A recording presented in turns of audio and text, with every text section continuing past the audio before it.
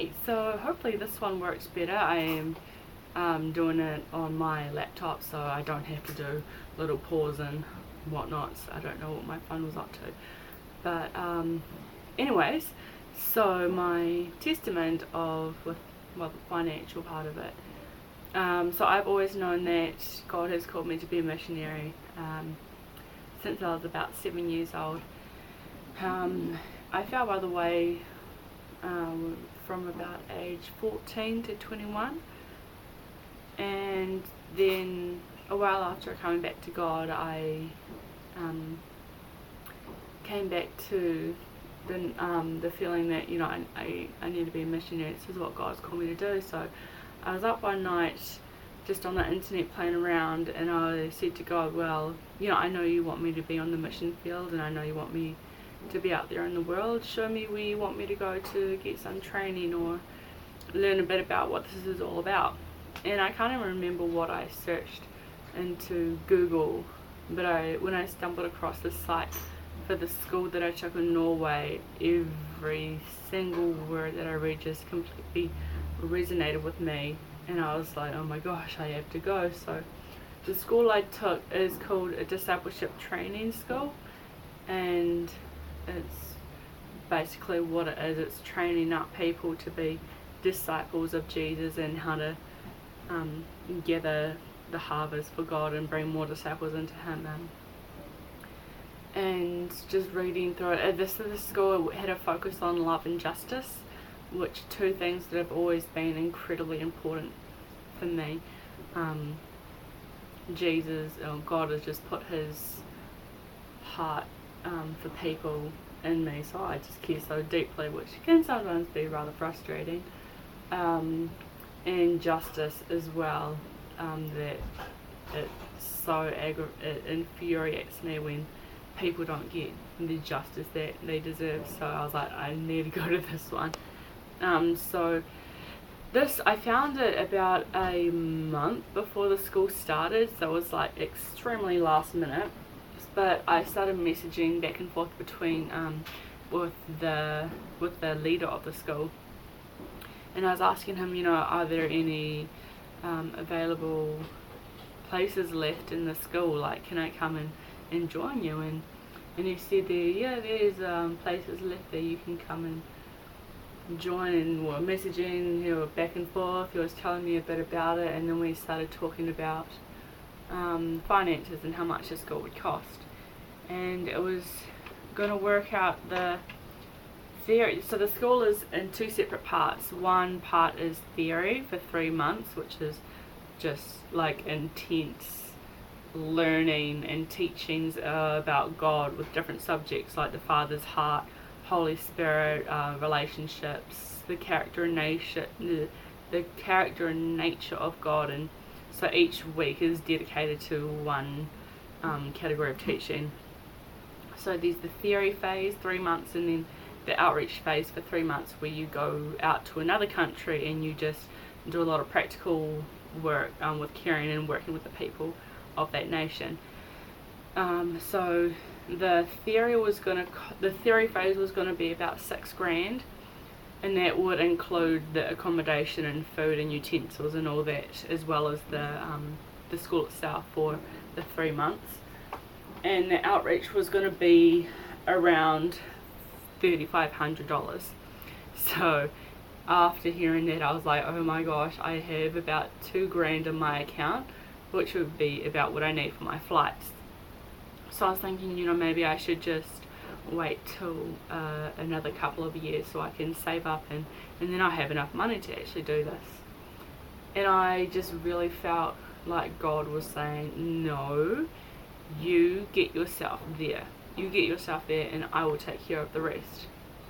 So in my mind, I was like, right, okay, that's a done deal, because I have nothing to lose by just obeying what I really believe was God telling me to just pack my bags and leave, really, because it was so short notice, and I had like $9,000 that I still needed to come up with. But I did it. I just booked my tickets, pretty much just jumped on a plane and went. So I had to quit my job and move out of my flat, which all just fell into place really well. My payout from my job was supposed to take a minimum of a fortnight, and it came through and it was sitting in my account within about 4 days. So that was just under $2,000, so I was able to get the last few minute things that I needed, like toothpaste and toiletries and whatnot, and not have to stress about that. And then I was able to put that towards part of my school fees, so that was cool. And a few weeks, so I got there, got into the school, and I arrived and everything was running amazingly. Still in about $9,000 debt. Not worrying about it because, that was God's problem. About a couple of weeks into the school, we had what we called a harvest festival, and the base that the school was on this year was consecrated back to God, because it was the first year that it was actually completely owned by YWAM, which is Youth with a Mission. So that was really cool to be part of, and it was about a week-long celebration. And on one of the nights, one of the staff of our school came up to me and he said, Jess, I'm not meant to tell you this because the leader wants to, but I'm too excited and I can't wait. And I was like, okay. And he just looks at me and he goes, your lecture fees has been completely paid off. And I was just, in one sense I was like amazed, in the other sense, like, I wasn't surprised at all, because I already knew God was going to come through for me. I knew he wasn't just going to be like, just pack your bags and go, if he wasn't going to make everything fall into place for me. So that was super cool. That was amazing. So that was a bit of a boost for my week and weeks coming up in that. And so I still had $3,500 roughly for my outreach phase, which would have been including plane tickets and then accommodation in the different places would stay, and meals and whatnot. So I went to Nepal for my outreach. Amazing place, you should go there. And so I still had that fee that I needed to pay. I wasn't worried about it at all, because I was like, well, God's come through for me thus far. Obviously he's not just gonna leave me hanging. And on one of as the dates got closer that we were going to be leaving for outreach, we had this day for all the students. We came together, and it was on the whiteboard all the different people that still needed to pay for it and how much they needed to pay. And it was just a time of togetherness and worship, really, and it was a time to be able to pledge to support each other anonymously, to be able to give to and it was a lot of people from the base as well that weren't students, like the kitchen hands and hospitality team and whatnot, and just everyone, heaps of people that are included in YWAM.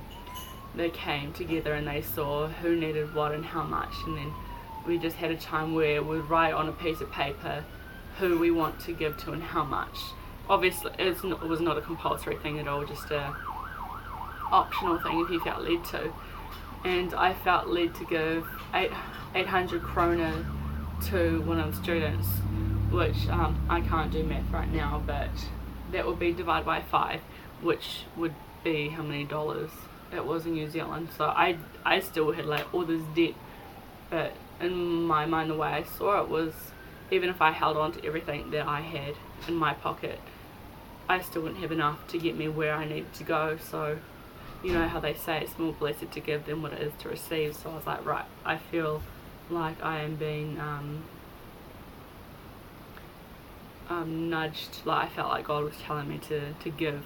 So I gave, and that was cool. And I also had to get out of the country about 3 weeks before we went on to outreach phase, because I didn't have a visa, so I was only allowed to be there for 90 days.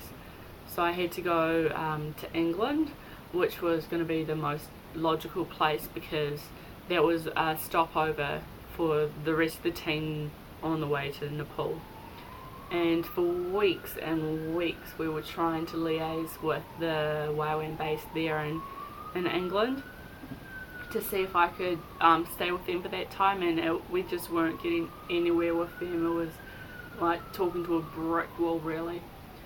And I was getting closer and closer to the time. It was about a week or two before I had to get out of the country, and on one of the nights I still had no idea what was going to happen or how it was going to unfold, and I just felt God say, just book your tickets to London, just do it.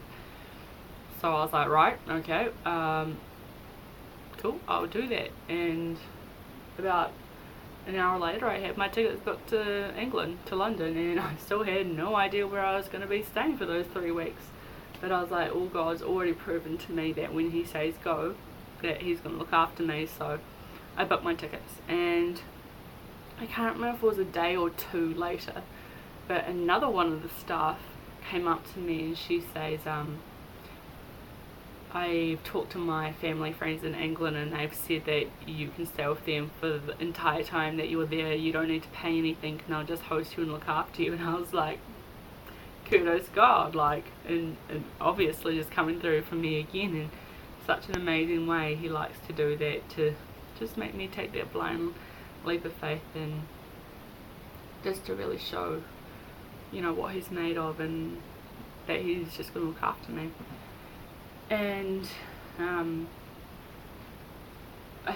can't remember if it was, no, it was while I was in England. I got an email saying that my outreach phase had been completely paid off as well, and that was about 3,500 New Zealand dollars. I did not pay a single cent toward that. I even gave money that I didn't really have to someone else. So that's just an awesome testament to say, you know, that we don't need to look with our eyes as faith, that we walk not with our vision and what is in the physical, because that's just, you know, God does not work inside the realm of logic, and that.